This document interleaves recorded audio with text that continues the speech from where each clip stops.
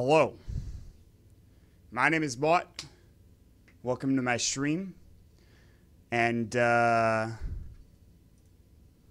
today I thought I would just do a very quick, small tutorial. I wouldn't even call it a tutorial, but just a couple of quick tips for those of you thinking about getting into esports casting and more specifically Dota casting. I was talking with a friend of mine. His name is Craig Christ Dota. You can follow him at Craig Christ Dodo. And he's doing a cast for Beyond the Summit. And I was giving him some pointers. And this is a video that I've really wanted to do for a long time. And whether or not it's the video that I'm going to end up, this is the video that I really wanted to do, or whether or not that's down the road remains to be seen. Anyways, my name is Mont, for those of you that don't know me. I'm a Dota caster, among other things. And I've been in this scene for about 3.5 to 4 years now, casting Dota. Since about I'd say right around TI2 is when I first started casting.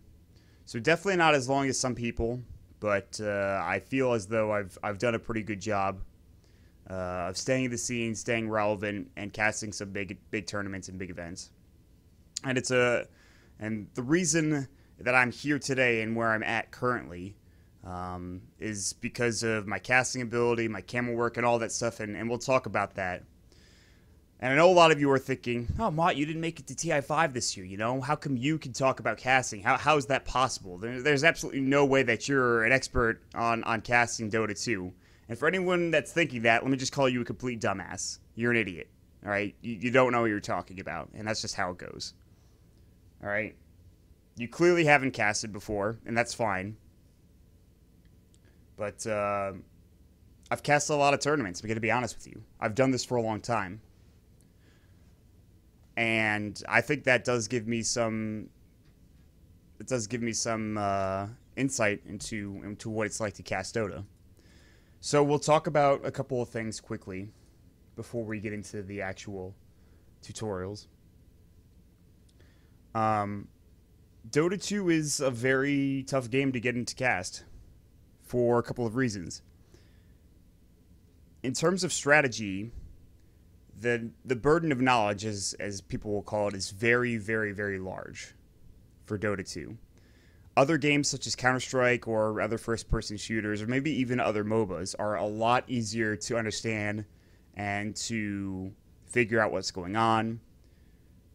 There seems to be, on the surface, Dota seems to be a somewhat simple game. You pick a hero, you have 5 heroes on your team, you try to kill the enemy ancient. Along the way, you try to get gold and blah, blah, blah, blah, blah. You know the deal. But Dota's a very complex game, and I think anybody that plays this game for longer than a couple hours will know that. And at its core, Dota's probably one of the, if not the most complex esport out there, with maybe the exception of StarCraft. So there's a lot to Dota. And that obviously means there's a lot to casting. There's a lot to casting. And I'm not going to sugarcoat it. We are currently 4 to 5 years into Dota 2's life cycle. Reborn is about to come out. The game is as big as it's ever been currently. And some people are thinking that we're even going to maybe see a downturn in terms of people playing the game and tournaments and things of that nature. However, with majors coming, that definitely might not actually be true. But it's harder now than it ever was to break into the scene of casting. So, with that being said, and I don't want to discourage anybody, it is going to be difficult for you to be able to break into the scene. Is it impossible? Absolutely not. No, it's not impossible. Just look at OD Pixel and look at Coddle Guy. They're two shining examples of what you can do given the amount of hard work that you put into the game. Anyways, let's jump into it.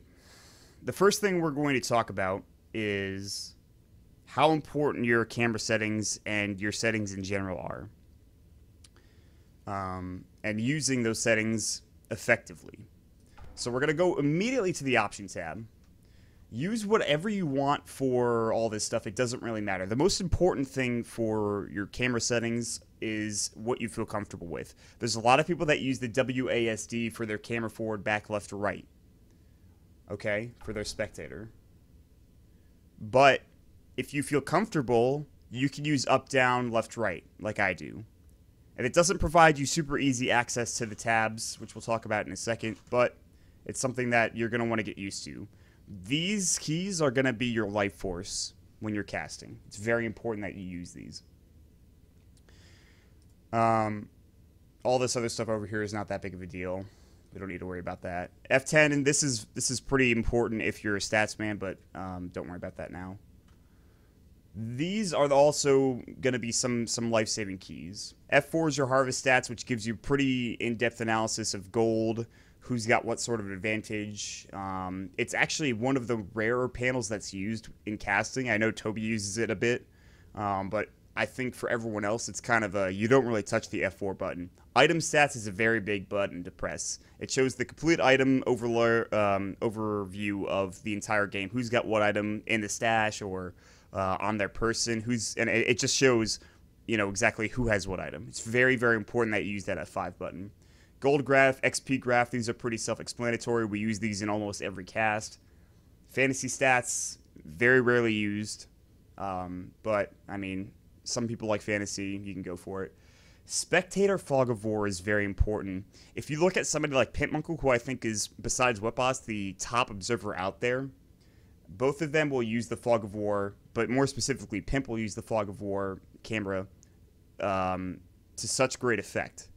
It's actually kind of tricky to use and to get it down perfect and to know when to actually use that fog of war camera. But when you use it right, it adds a whole new element to the cast. So that's something to keep in mind, is that the spectator fog of war, when used correctly, is very important. F1 shows regular, normal, what you should see during a cast. F2, Radiant, F3, Die are pretty self-explanatory. Now we get down to the stats drop-downs, which have been, when they added this, it was an amazing addition to the game. So I think it's really, really good that they added these. Pretty much your main stats drop-down that you're going to use is for the first 10 minutes of the game is going to be last hits denies. This is what I use. Now, some other people will switch and maybe go to hero level or other things, but W is going to, it's that first 10 minutes, seeing who's at that, 50, 60, 70 CS mark, who's in the lead in CS. After the first 10 minutes, you're probably going to switch to net worth, so you have a more tangible idea of who's in the lead. And throughout that, you're going to sprinkle in things such as kills, deaths, assists, who's doing well in terms of the kill department, who's having a terrible time in terms of dying, what levels some of the heroes are. This is really important right around that level 5 or 6 range for supports. How are the supports doing? Who's the lowest level? Who still needs to get up there? So there's obviously some really good stuff there. XP per minute is not something we use very often because it's not very tangible. It's pretty good. I know some of the more analytical casters use this drop-down. I think Sin goes to this a bit. Current gold, pretty self-explanatory. Net worth we already talked about. GPM's kind of cool. It's not a necessary stat because you already have last hits denies and net worth, but GPM is, if you want to see if maybe they're on a record-setting pace, you head over to that GPM slot. Buyback status, you'll use this more as we get through to like the end of the game or something. So that's something you should check out, and then you're not going to touch O. That's it. So that's kind of what you're going to, and I'll go into the watch tab, and you'll be able to see the drop-down stuff more clearly, but pretty self-explanatory stuff. Now for the good stuff. And you're going to see this is my camera setup currently. All right, and you'll see most people using a similar sort of setup. Always take your edge pan off. No reverse camera grip. Smooth drag when spectating. And use broadcaster stats, obviously. But the most important thing, and also terse fight recap is very important as well. This is because without this, I know some people do like having the full fight recap, but the terse fight recap is very important. Camera deceleration and camera speed. Now, this is the most important thing. This is what defines how smooth your camera is. The minimum that the game will allow you to have your camera deceleration and your camera speed is 5 for camera deceleration, and speed is 20 at its minimum. With a console command, you could do Dota _ camera _ accelerate. Drop that down to 2. Dota _ camera underscore speed and drop that down to 1800. That's what I use, and that makes it very smooth. The flip side, the trade-off with this is that the camera's a bit slower, so if you need to get to a kill quicker, it's not going to be as quick. You're not going to snap there, and you're going to have to use the minimap to get around a bit quicker. There's another pretty interesting addition that Valve made that they told me about at the last International when I was casting there, which is the Dota assisted broadcaster. I can't even really remember. Yeah. It's Dota underscore toggle underscore assisted underscore camera underscore operator. And what this console command does is that when you turn this on, it'll auto frame the camera, and it'll make it so that when you jump from a point on the minimap to another point, it goes there, but it doesn't do it instantly. It doesn't switch frames instantly. It frames it really nicely. And I'll show you once we get into a game. It's more of an advanced technique. People will bind this to a key, and they'll have it as a toggle. And mine is usually K. I'll bind it to K, hit it when I want to have a better, framing, and then I turn it off because it kind of fights. The assisted camera operator will try to keep as many heroes in the shot as possible, and that's not always conducive to good action. This is more of an advanced technique, and I wouldn't worry about the assisted camera operator when you're first starting. And we'll talk about Camerawork here in a second. So this is pretty much what you need to know about your camera stuff, and we'll get more into it a bit later. For video and audio, as far as your video is concerned, you're going to want pretty much, this is what you need. 100% game render quality is an absolute must. VSync can go off, but if you don't have pretty much all of this on, then you need to invest in a new computer because the quality is just going to be ass. It's just going to be shit, and that's not acceptable when you're casting a Dota game. When you're first starting out, maybe you're doing some amateur Dota stuff. That's fine, but if you're really serious about getting into Dota casting, this needs to be at full. It needs to be maximum, and I think that's the case as well for pretty much any Dota cast or any caster in esports. So definitely something you should check out. General. If you can get 1920 by 1080 borderless window, it's probably the best. Everything else here is fine. This is where the volume you will usually sit for most casting setups. Music sometimes will go up to about 15. Some tournaments like having music on, some don't. I personally like it when I don't have anything to put in the background. So 15 is your music volume, and everything else is about half. Maybe turning it a bit down more on master volume because it can get a bit loud. But just try to find that happy medium where yourself and your co-caster are able to talk above the volume of the action that's happening. That's very important. And then obviously open mic, you co-broadcasters, you're going to be using Skype and TeamSpeak if you have a co-caster, things of that nature. Play sounds in desktop. If you want to get even more technical, shout outs to Montpax for this. I know there are some people out there that really don't like listening to the announcer. And one way to mute it is set SND underscore set mixer space announcer space mute 1.0. That will mute the announcer completely. You do have to run this every time you open up the game, or you could use it as an auto. You could put it in your auto exec, and that'll work just as well too. So, just another console command that'll make your life easier. And so that's pretty much it, man. That's all that you really need to know from an options standpoint. I have to. Oh, oops.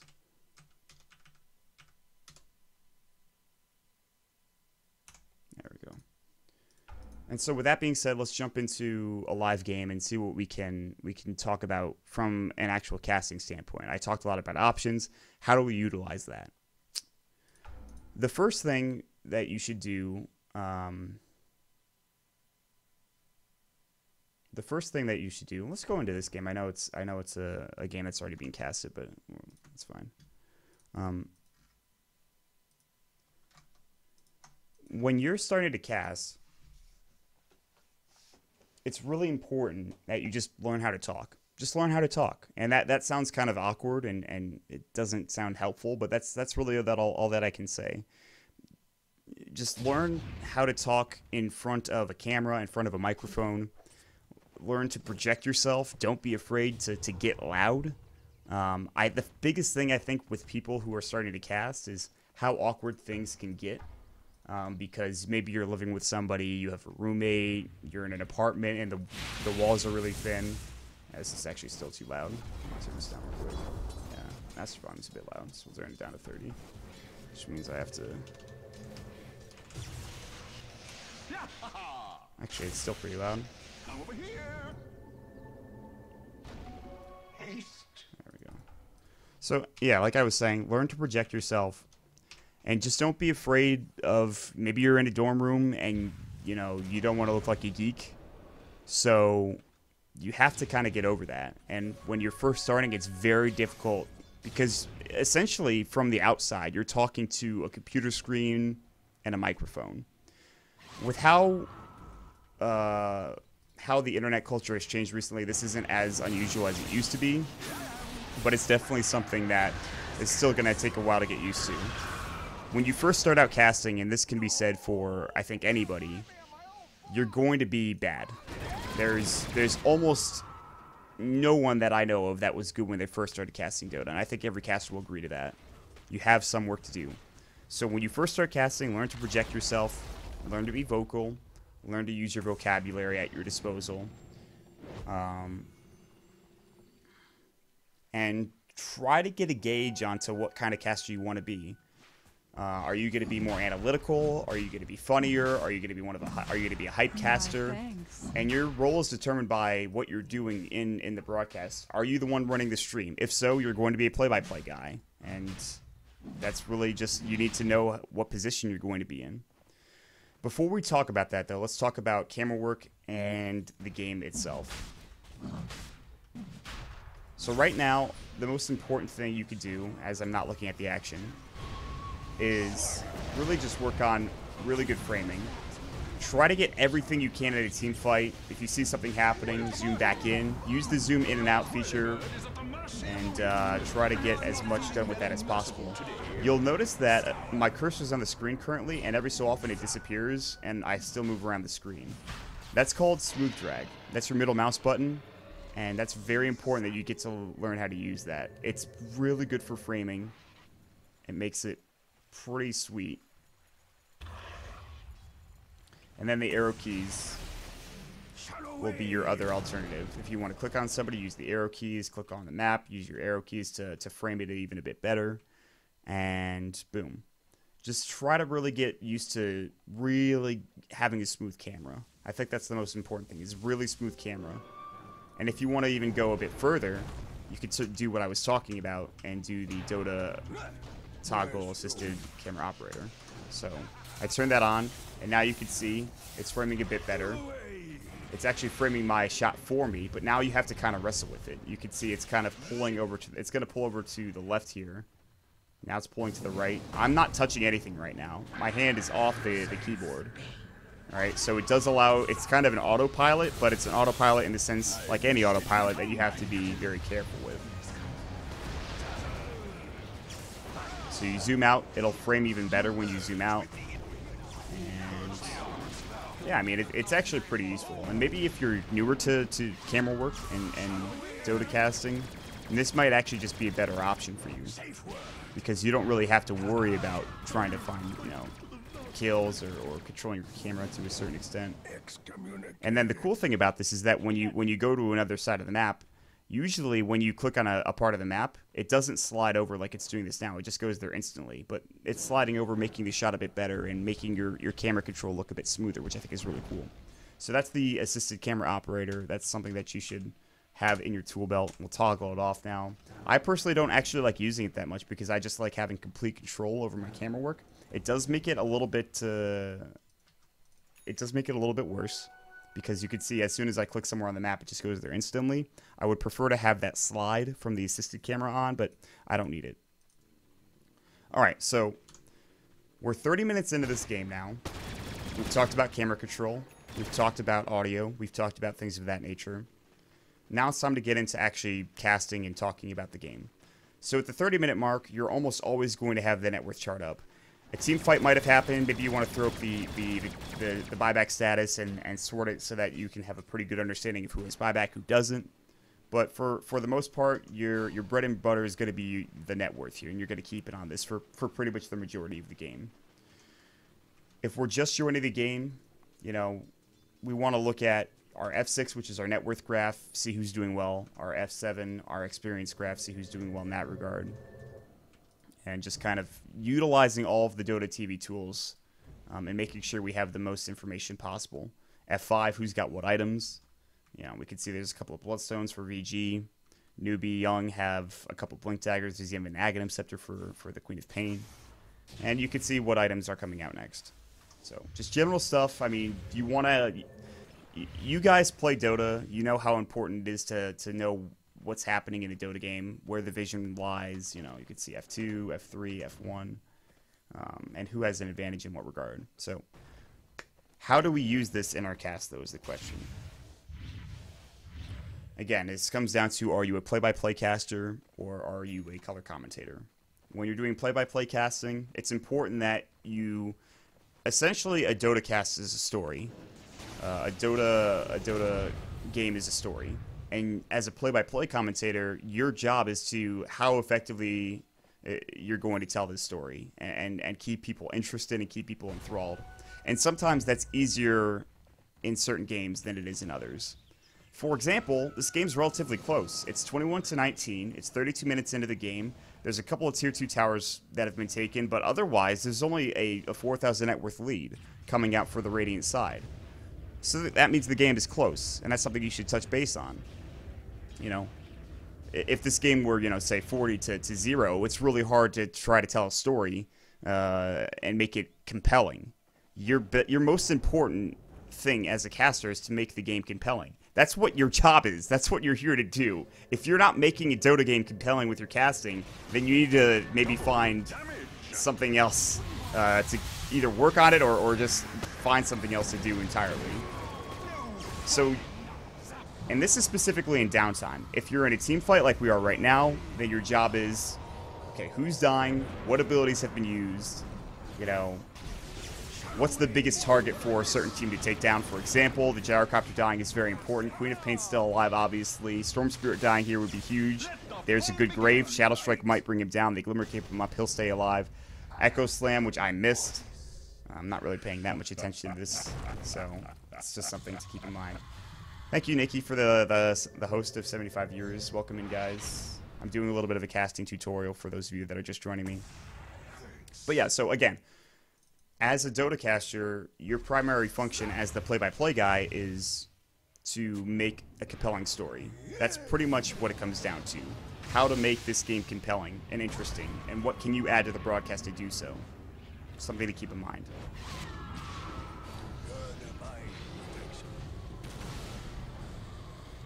So we talked about Camerawork. A play-by-play caster, that's their main job. A color commentator, it's a bit different for you. Generally, if you're a color commentator, you pretty much know what to do. If you're a color commentator, you generally should have a pretty good understanding of Dota, the finer mechanics of the game. Maybe you're an ex-pro or you're a professional player, and then at that point, you kind of just talk about the game. For people that aren't pros, it's kind of hard because you don't have that insight. Pros have an inherent advantage when casting Dota because they know what should be happening in the Dota game. As a color commentator, especially one that hasn't casted a lot of Dota, it becomes much harder because number one, you haven't casted enough Dota to see things, to see how things will shape up. Oh, I've seen this build before. Oh, I've seen what this hero does or what this player does with this particular hero. I've seen this player on this Lestrat go, Shiva's Guard. He rushes it every game. Obviously, I'm making shit up, but it's just something to keep in mind. Like as a color commentator, your biggest tools are understanding a team's draft, knowing what they're trying to go for, knowing their itemization, knowing their strategy with their particular lineup, and knowing what they're trying to get done with their draft. If you're a pro player, this is a lot easier because maybe you've played the team before, maybe you understand, okay, this is what they like to pick up, maybe you understand, okay, this is what item is good in this situation. But for a lot of people, that maybe they don't have that knowledge. So what would you like to see? What do you think is a good choice here? What do you think the logical choice is for the Lestrat? What is he going to pick up next? Well, he's got 1,800 gold in the bank. He has Boots of Speed. At this point, he could start building into an Octarine Core, or more than likely, he'll probably just buy Boots of Travel, just because it's a better pickup in this situation. or at least just so he could split push and be everywhere on the map. He still could go Octarine Core. He could go for something else entirely. Hell, he could go for an Aghanim Scepter. Would be a good choice? No, but it's at least something you could talk about. I mean, and just talking about those possibilities as a color commentator. For a play-by-play guy, you can talk about those things as well. I don't want to say, as a play-by-play guy, you're not just sitting back and letting your color commentator talk and just being like, that sounds great. Now we see something happening across the other side of the map. You know, it's a back and forth. You're having a conversation with your color commentator. You know, yes, you're casting, but it shouldn't be awkward. You should feel comfortable with who you're casting with, which is why sometimes I don't like casting with people I'm not familiar with. If I have to cast with somebody I don't really know, I feel like it's my job to make them as comfortable as possible because I want to have a conversation with them. Which is why you see Tralf and I casting together. We feel very comfortable with each other, and we can kind of riff off each other and have a good time. You know, same could be said when I'm with Dakota. So I think that's an important note as well. It's just being very comfortable with who you're casting with. So going back to being a play-by-play commentator, yes, you want to make sure you talk about the action that's currently happening on the map, but the viewers aren't blind. They know what's happening. You don't have to call everything that's going on the screen. You know, you see there's a push coming in from this bottom lane, but more importantly, what are they trying to get done with it? And it looks like they want to get a kill, and it looks like they want to transition this into a tier 3 tower push. There's a glyph. Meanwhile, there was split push coming back at that tier 2, but it looks like it's going to be forced back, and Newbie Young are going to have to defend their base. Do they have an Aegis? No. So this push is kind of very scary for VG, because there's not that big of a net worth lead, 7,500. That's something that, you know, you get a bit scared, and you say, okay, hold on a second. They're going to stop the push. They're going to head towards top, and this is a smart play. So that's just something you could talk about. What's the next play? Where are they going? You know, what are they doing? This is also, I mean, this is all pretty apparent. I mean, you guys have played Dota. You guys know how a Dota game goes. And it's really just translating your Dota knowledge into being able to talk about it. I do want to talk about hype and when you should get to that level of hype and when you pull back a little bit, all right? I was of the opinion up until a year and a half ago that if anything that was happening in terms of a team fight or in terms of kills was worthy of getting hype. What I didn't understand at the time was that hype sometimes is overboard when you're talking about a game, especially in the very early stages of a Dota 2 game. There are times to get hype when a big play is happening in a team fight that, you know, could change the course of the game is very necessary, and there are times when you just need to scale it back. You know, if there was to be a team fight that breaks out right now, you could get hype, but it's all about kind of just slowing the pace down and kind of just, it's like rising action. You start off a team fight, sure, maybe it's interesting, but if you start yelling at the beginning of the team fight, it kind of ruins it. You want to make it so it's a gentle curve up in terms of the hype that you bring and provide. And the biggest and most important thing about hype is that it has to be genuine. You can't fake it. You have to, whenever I'm casting a team fight and something happens that I'm genuinely excited about, you'll hear me yell. But it's also a kind of a test of, you have to pull that back. You know, there are times when you might be very excited about something, but it's not as big of a deal, and you have to pull that back. It's really kind of just training your voice.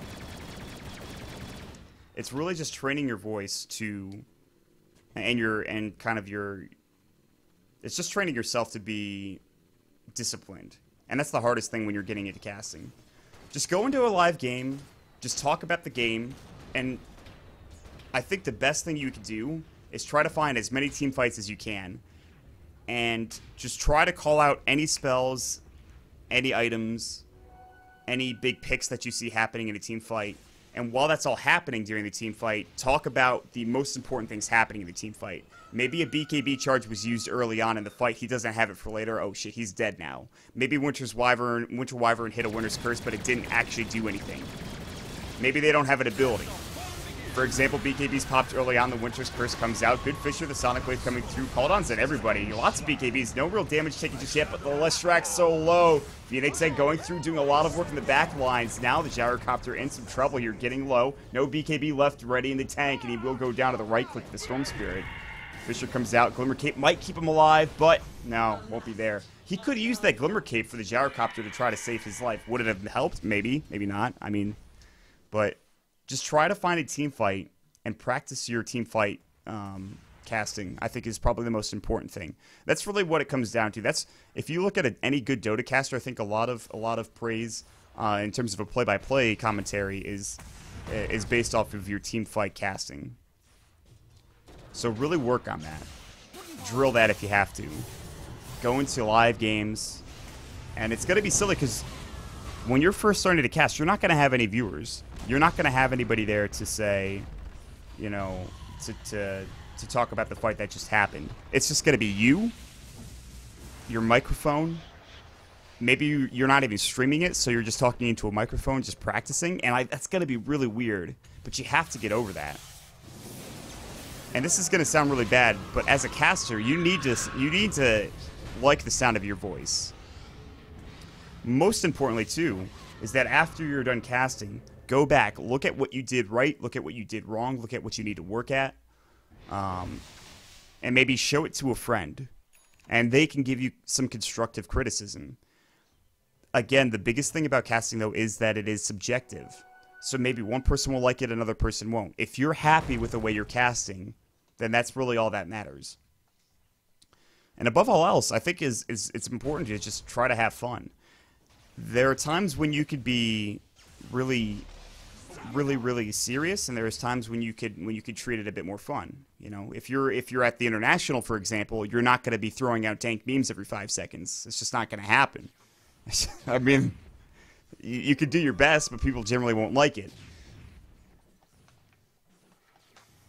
At least for most casters. There are some people that can get away with some dank memes, but if you're casting an AD2L game, you know, yeah, you can, and it's kind of also, it goes both ways too.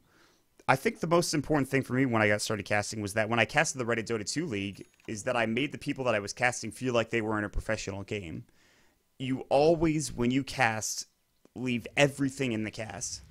Don't ever go in and don't ever half-ass it. All right? Always, always, always, always put your entire energy, and this doesn't mean yelling the entire match, but put every fiber in your body into making these people feel like they are stars. And I think there's really one good example, and I don't think there's a VOD of this still. I'm pretty sure I deleted it, but there's a game I used to cast in RD2L with a good friend of mine named Jay, or J4Y. And there's this anti-mage who was dominating. He had a 15-minute Battle Fury. He went 10-0-0, and at the time I was relatively new to Dota 2, and so it was something that I was super hyped to see. I hadn't seen much Pro Dota. I hadn't cast much Pro Dota at that point, but I hyped it up like nobody's business because to me it was genuinely awesome. For some of you, you might not have that luxury, but just make sure when you're casting, don't sweat the small stuff, and try to put your best foot forward, really. Just put all of your emphasis on the game. Dota 2 is a game that I hope all of you guys love as much as I love it. And conveying that type of energy through the broadcast is very important. It's very, very important as a play-by-play caster. All that other stuff, your vocabulary, dank memes, funny jokes, being a smooth man, smooth guy, smooth commentator, that'll come later, as long as you put your best foot forward. Oh, what's happening with this team fight? That is not a great winner's curse. Great BKB usage from that Storm Spirit. Ooh, swing and a miss with the Sonic Wave. That's not great, but they're still going to kill him anyways. Oh, got denied. This is a hectic. This is like one of those games where if you're first starting out casting, it's kind of tough. There's a lot of spells being used across the board. Storm Spirit zipping all the way through. They do buy back on the Phoenix. The Acre dives through. Glimmer Cape, the Grave keeps up the Leshrac. They actually turned the fight around. That was pretty sick. Leshrac just dishing out the damage, man. You can't bring down a Leshrac early on in the team fight. You're going to get punished for it. My gratitude. That's something you could talk about. Another trick, if you're casting a game, and this is especially important during the draft, is Dota Buff has a great esports feature. It'll list all the teams, it'll list all of the leagues that are currently going on, and you can go in, check out a team, see what they've been drafting, see what they've been doing with their play style, and I think that's really important. Use Dat Dota and Dota Buff to your advantage. Use everything to your advantage. And this is what I was talking about with the drop down menus too. Use all this stuff to your advantage, man. Alright, so that's just, those are some tips that I can give you about actually casting. And a lot of that was kind of just gibberish and jargon. And hopefully it does help some of you out. I'm not sure if it actually did anything, but I'm sure I'll think about more things to talk about later. Cool. Now, for the last thing I want to talk about breaking into the scene. And I kind of touched on this earlier with RD2L. And I'm going to be honest with you. I got kind of lucky. And I'm not even the biggest caster. I broke into the scene at a point where we were getting really big and there was a lot of competition. There was a lot of competition.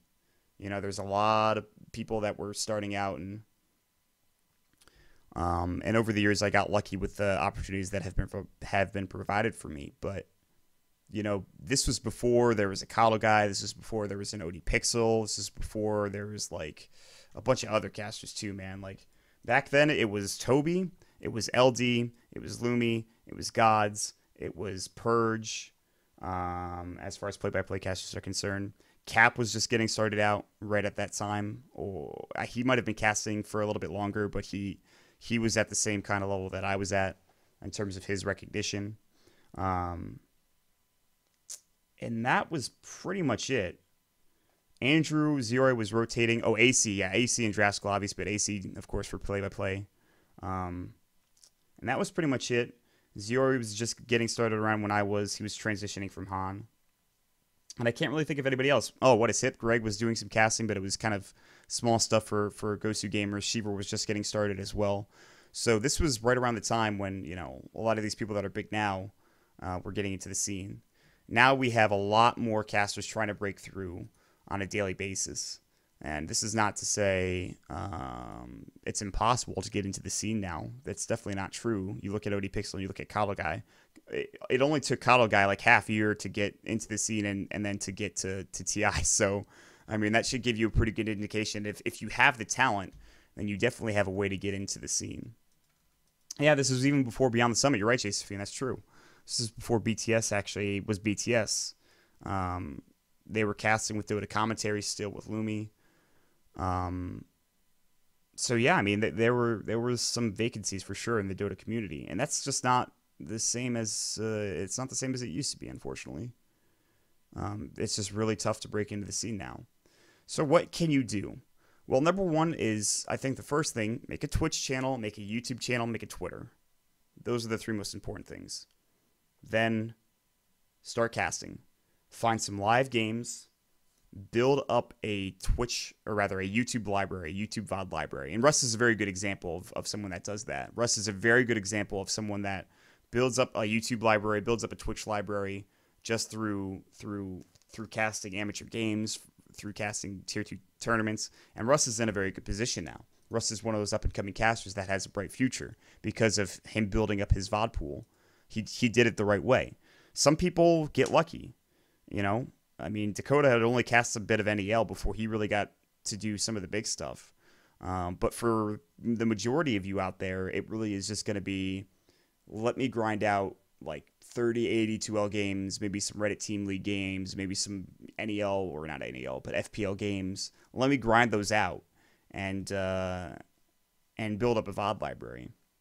And it's going to be frustrating. It's going to be hard. Eventually, you'll be able to reach through the channels, and maybe you know somebody in the scene, send them a YouTube video, send them one of your casts, and then boom. They look at it, maybe they give you some pointers, or maybe even better, they say, hey, we might have some work for you. So build up that VOD library, work on your casting for sure. Make sure that, you know, you find any sort of issues that you have, and then try to rectify them.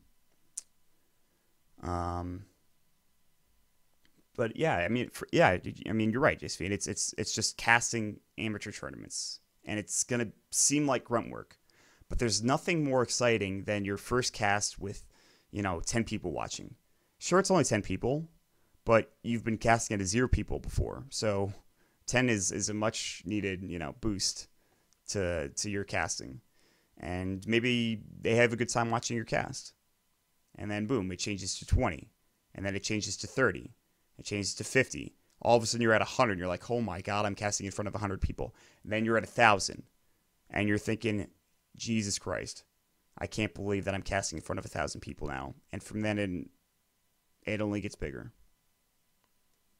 And I think also the biggest thing, here's a couple of tips.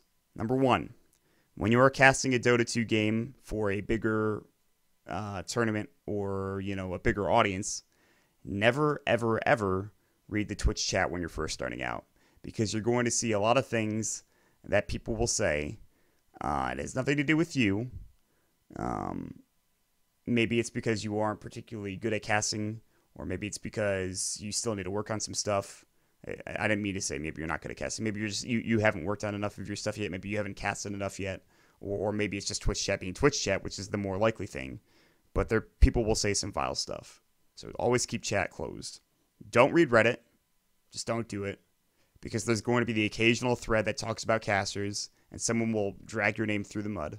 Because that's just what Reddit does. Get your friends to watch your games. Even people that don't play Dota. Because if you can have people that don't play Dota but understand your casting, that's big. That's very important, because that means that you're getting you're accessing the percentage of people that is into esports, but you're getting it done, and that's really good.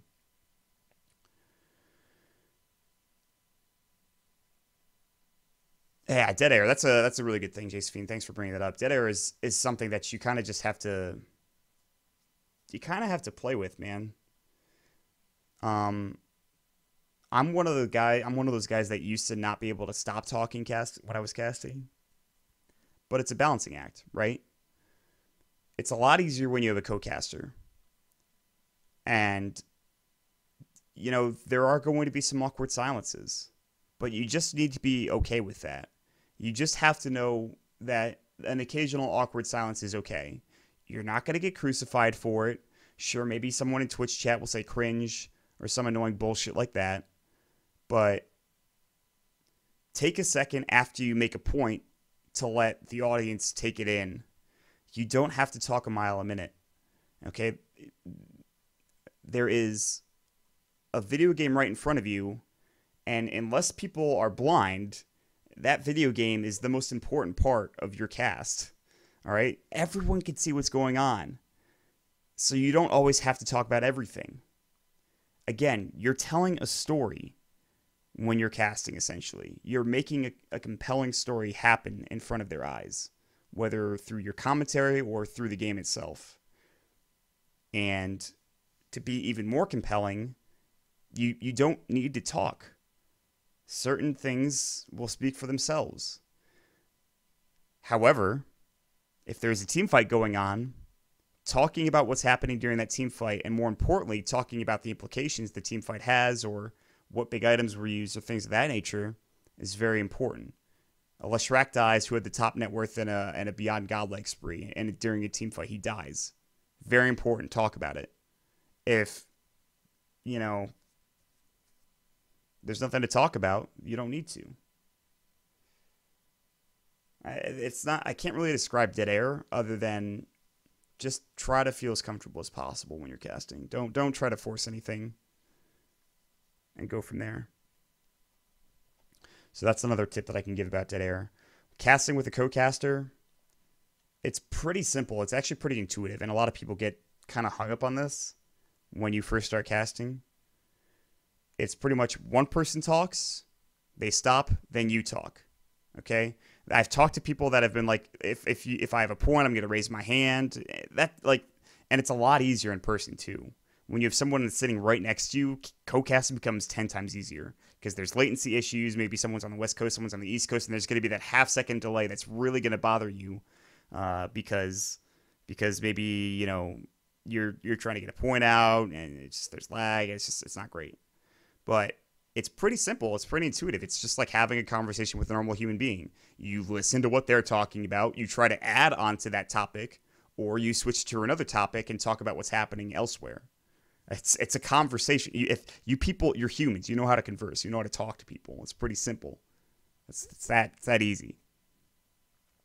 How do you deal with side talk or sidebars? I mean, if it's a funny sidebar, if it's a funny joke, you talk about it, laugh, haha, and keep right on moving. If it's something that's relevant to the cast, then it's not a sidebar. If there's if the game is paused and there's nothing happening, then you feel free to talk about whatever you want, to be honest. There's absolutely no reason why you have to continue talking about Dota when the game is paused. Especially if you've run out of things to say. But if you do have some stuff to say about the game and the game's paused, keep talking about what you want to talk about, finish your thought, and then go from there.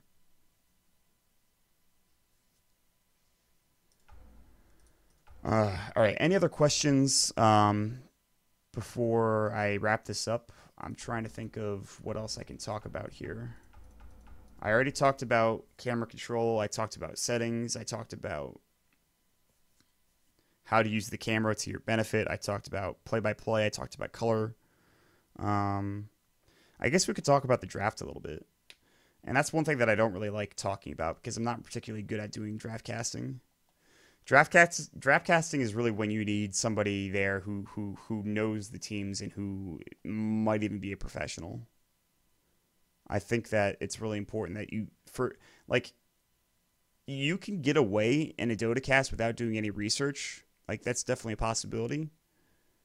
But with a draft cast, you have to know the team's choices, or at the very least, you have to know what heroes are good, what they're trying to go for in their draft. I kind of think of it as like a checklist. Okay, do they have 2 supports? Check. Do they have an offlaner? Check. Do they have a mid laner? Check. Is that going to mean they're going to go for a safe laner? Yes. Is there an opportunity for them to maybe say, hey, we have a Naga Siren? Is it going to be a support or a safe lane carry? Talk about those things. It's really big if you have a professional with you for a draft, because they provide so much insight. If I could honestly just I would let Trouf go through an entire draft, and I would let him talk about the entire thing. He loves talking about drafts. For me, it sometimes can be hard because I don't know. It's been a lot easier for me recently, but it used to be something that's hard. So keeping a list of heroes nearby during the draft is something that's really important too. So just keep that in mind.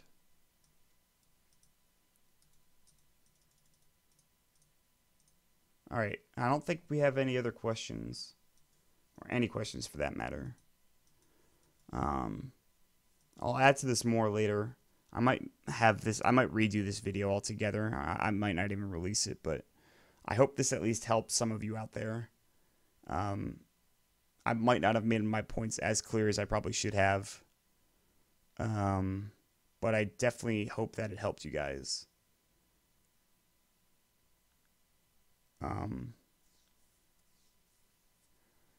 So yeah, enjoy Dota, enjoy casting. If you're going to get into casting and maybe you use this video, let me know. I'd love to maybe provide some pointers. And good luck, to be honest with you. It's a tough field, but it's rewarding. It's very rewarding. I would not change anything for what I'm currently doing, And that's, I think, that you have to be happy and just do your best.